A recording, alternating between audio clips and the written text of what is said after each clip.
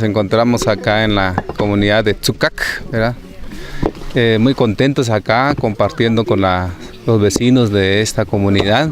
Precisamente a lo que venimos es venir a inaugurar un proyecto de carrileras que se ejecutó en esta comunidad y que constituye 112 metros lineales.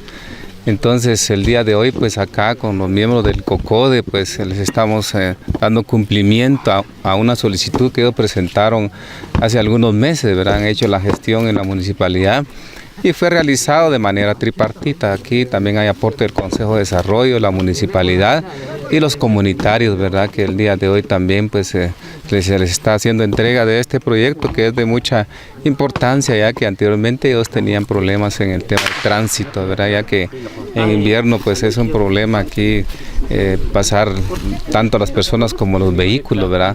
Es un lugar muy complicado, pero ya con las carrileras que hoy se está entregando a la comunidad, pues esto va a beneficiar mucho al tránsito que circula por esta área. Este tramo de carretera que realmente año con año se arruina, año con año acarreamos piedra del río para arreglar este espacio, pero gracias a Dios hoy pues ya se está inaugurando, ya tiene carrileras pues más o posibilidad que los vehículos pasan sin ya quedarse atascado ya en el lodo, pues, ¿verdad?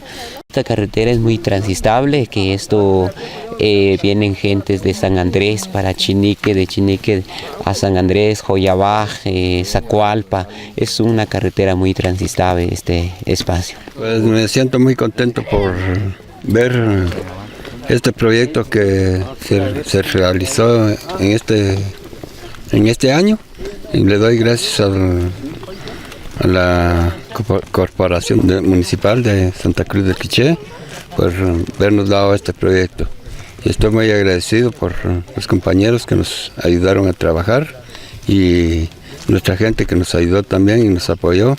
Y estoy agradecido por verse abierto este proyecto y era muy difícil porque se hacía mucho lodo y ahora le damos gracias a Dios que ya tenemos un poquito de camino bueno.